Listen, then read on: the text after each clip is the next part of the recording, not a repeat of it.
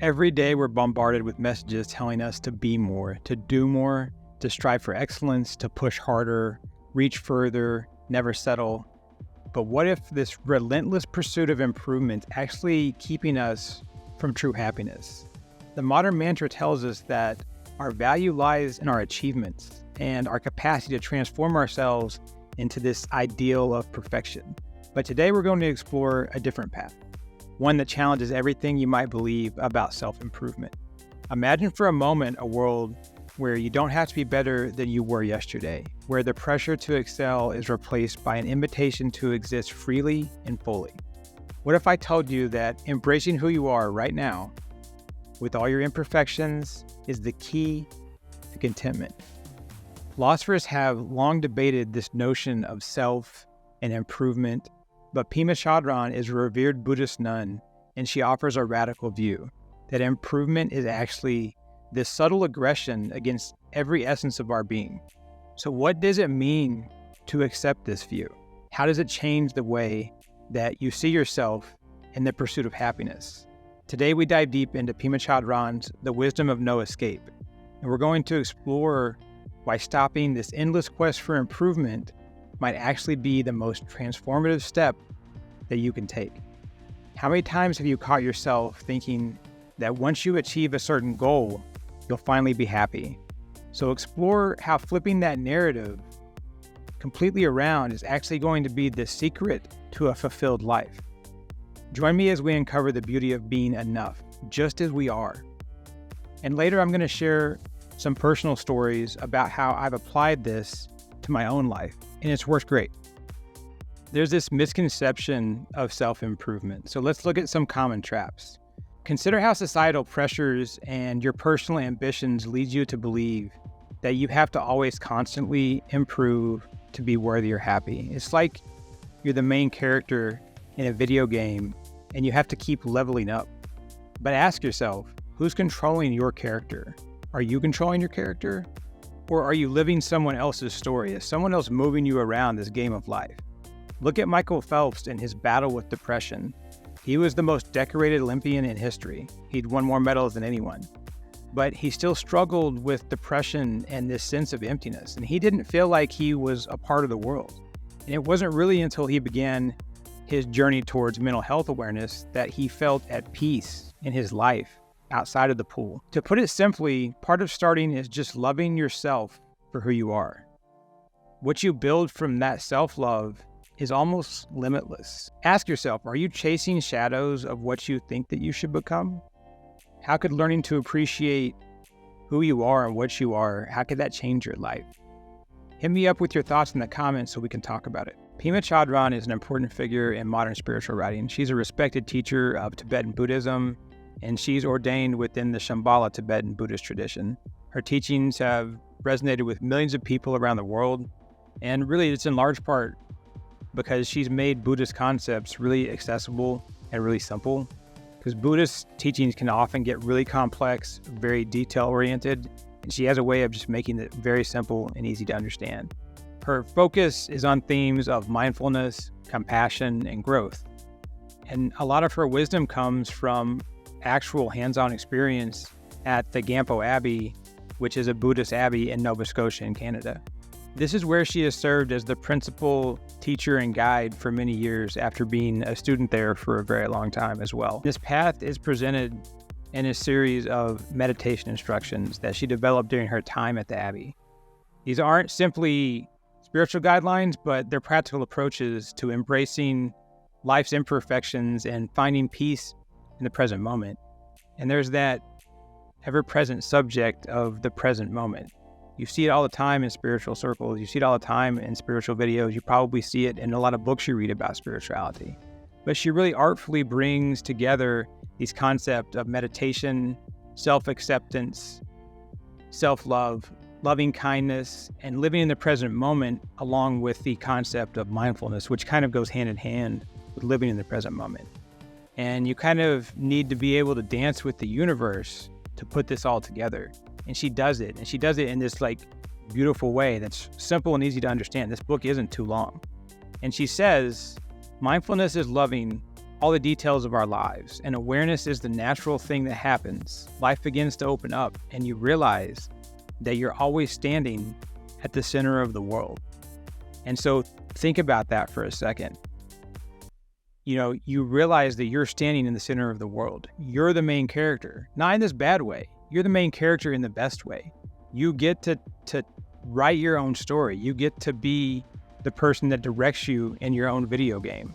That's important. So let's further explore the beauty of imperfection. We've already discussed how Chodron shows us that imperfection is not a flaw to be corrected, but a feature to be celebrated. She says, the point is not to try to change ourselves. Meditation practice isn't about trying to throw ourselves away and become something better. It's about befriending who we already are. And on Mindfulness and Present Living, she introduces us to methods to appreciate life as it is, rather than always striving for what could be. So there's all of these things that we can do. There's all these things that are available to us. The question is, what are we doing? Like right now, today? If we sort that out, we start to grow in this incredible way. She talks about mindfulness, and she says, mindfulness is loving all the details of our lives, and awareness is the natural thing that happens. And I'd really love for each of you to really key on that word awareness as part of how you live. Being aware changes things inside of you in this deep way. It puts you in receive mode to what the universe has to offer. And if you're in receive mode, you're going to be able to enjoy what the universe sends you. Look at how you embrace life's challenges. She encourages embracing these inherent challenges to life and seeing them as these opportunities to grow and learn about ourselves, instead of an obstacle that we have to overcome on our way to perfection. And I always tell people that chasing perfection in the real world can be this fool's errand. There might be this perfect thing inside of you, that divine self or the universe or nature, the Brahman or God or Christ consciousness. It has many names. So you can know that there's this perfect thing inside of you, but that chasing perfection in your day-to-day life in this real world there's no point to it, because we're never going to get there. We're never going to get to that perfect place here in this concrete reality that we're sharing with each other. So sometimes great is good enough. Sometimes good is good enough. Chodron says our life's work is to use what we've been given to wake up. And that's what walking the spiritual path is all about. It's waking up. How do you think you can encourage more awareness in your own life? Let me know in the comments and we'll have a conversation. I'm going to tell you a little bit about my own experience with acceptance, but before I do, I wanted to let you know the goal of this channel is to help people know their wholeness within. And so sub if you like what we're doing, and share this with someone if you think it might help them. Let's talk about this transformational journey.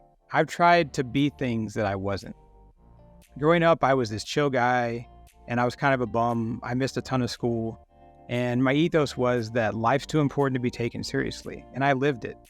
But then I joined the Army, and I started taking life way too seriously. I was really good at my job, though, and I loved it, and so it worked for me. After 15 years on and off in desert combat zones, I went home, and I didn't know who the hell I was. I wanted to go back to being this calm and chill person that I had been when I was a kid and when I was in high school, but I couldn't get there. One, I had tons of healing to do. And I had to do that to get to this place where I could kind of take life less seriously. And it wasn't something that I was ever able to get to. It's like I was striving to be this calm thing and I just couldn't do it. And finally I figured out that if I could just accept that there was this part of me that was uptight and anxious, that there was also this other part of me that was kind of chill and laid back. If I could accept those things at the same time, suddenly I realized that these two different parts of me could coexist. And so take a second right now and tell yourself one thing that you aren't accepting about yourself. And ask yourself, how would accepting that thing and coming to terms with it change your life? How would it lead to more balance in your life? And more recently, about 2.5 years ago, I realized that I wasn't living my higher purpose. And that's your dharma. That's my dharma. The thing that is unique to you that you're meant to do in this world. Each of us has a higher purpose specific to them.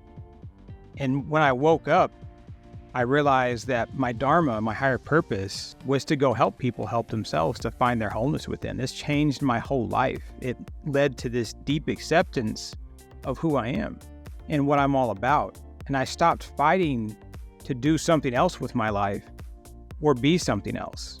And that acceptance led to this really breakthrough in my journey on the spiritual path. One of the things that really helped me get to this point was letting go. It's about dealing with emotions as they come up.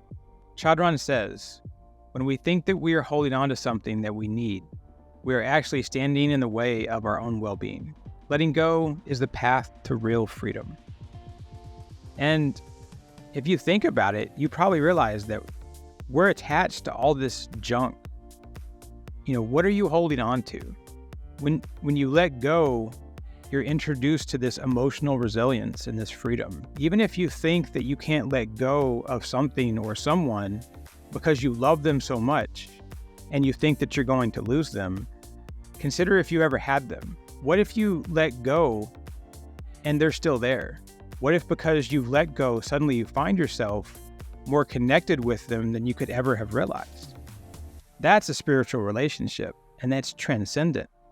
So if you let go of it all, then you see who you really are. You also see who everyone else is around you. And it's so much more than you can ever imagine. And I was as broken as I ever could have been after years in combat. But I want to tell you, my trauma isn't better or worse than your trauma. And we all have this swamp of sadness that we have to navigate and get through and come out the other side. And this is me telling you, this is possible. It's possible to get through that swamp. It's possible to come out the other side. It's possible to let go. And that it could even be a beautiful journey as you do it. And what do you think is the one single most important thing that you might let go of in your life for more peace? Just consider that and reflect on it and figure out what's going on inside of you. That's one of these all-important first steps. We have discussions like this every single day over at keyshard.org. It's the nonprofit spiritual community that sponsors this channel. Check out the link in the description and become a member. You can live in non-judgment. When we look at people, we have a tendency to judge them. We criticize people for all kinds of things. And if you make friends with yourself, if you love yourself, you end up making friends with those people that you're judging. And it's because a lot of times the things that we're judging in others are actually things that we are judging about ourselves. And so if we can approach all of this with a sense of honesty and gentleness and good-heartedness and combine that with clarity about ourselves, there's no obstacle to a better life. And I can say from personal experience that living in non-judgment is this massively freeing thing. I'm telling you guys, if you can go out there and stop judging yourself and you can stop judging other people, it really frees you from so much. It's a big part of letting go. Just like, talking about letting go of all this junk in life and these attachments. Non-judgment's a part of that. Forgiveness is a part of that. Forgiveness of yourself, forgiveness of others. So think about that as well. And how do you apply these teachings? There's things that you can do. There's practical things that you can go forward and will help you move forward with this kind of stuff. Try some gratitude reflections. Start or end your day with a gratitude exercise where you write things down or type it in your phone, maybe 3 things that you're grateful for each day, and then reflect on why these 3 things bring you joy and peace. Look at doing some mindful walking. As you walk, pay attention to the sensation of your feet on the ground. Observe the rhythm of your walk, the feel of the air on your skin, the sounds around you. Use this practice to cultivate presence in your everyday activities. I can tell you that mindfulness works. When you practice mindfulness exercise, like taking a mindful walk, you're going to be mindful during that walk because you're intentional about it. But then you're going to find as you do that more often, you're going to start to be more mindful even when you're not planning it, even though you're not intentional about it. You're going to just be mindful as you go through life. That's very transcendent. It's a very empowering thing. It makes you more present in the moment. And you can try things like sitting in a basic meditation, find a quiet space, get in a comfortable position, turn on something like Insight Timer, which is an app on your phone. It's free. You can bring up a guided meditation and it can guide you through it. And when your mind wanders as you're meditating, because that'll happen if you haven't meditated before, and even people who've meditated for a long time sometimes struggle with their mind wandering. If that happens, just bring your focus back to the present, back to the meditation, and don't judge yourself about it. Just kind of be chill about it and take yourself back to the meditation. And try to stay committed to this for a couple of weeks before you decide how it's going to work for you. Don't just do it once or twice and say, I can't do this. Just try to stick with it. You can do the same thing with breathing exercises. There's breathing exercises on an Insight Timer as well. And there's long-term benefits to these practices. You're going to have improved mental health. You're probably going to see a significant reduction in anxiety or depression. Many people do. There's enhanced concentration and memory. You're just generally going to think more clearly because your mind isn't going to be so noisy and it's not going to be racing all the time. As you meditate more, as you are more mindful, and you do these mindfulness walks or you have these gratitude exercises, suddenly everything starts to fall into place. And it cultivates a sense of this overall holistic well-being within you because you're kind of getting to this point where you're aligned in your mind, body, and soul. It's all kind of working together like it's supposed to. If you're looking for a gentle, simple introduction to Buddhism and meditation, definitely check this book out. Take a moment to consider the constant drive that you have for self-improvement. And remember that the journey to genuine contentment and inner peace begins with accepting your true self. So go out and love life. Be who you were meant to be and already are within you. And now that you've explored these transformative teachings with me today, you might be wondering what the next steps are in your journey and this path to spiritual awakening. So continue the exploration by clicking the video on the screen. It'll help you out. And until next time, I wish you peace on your journey.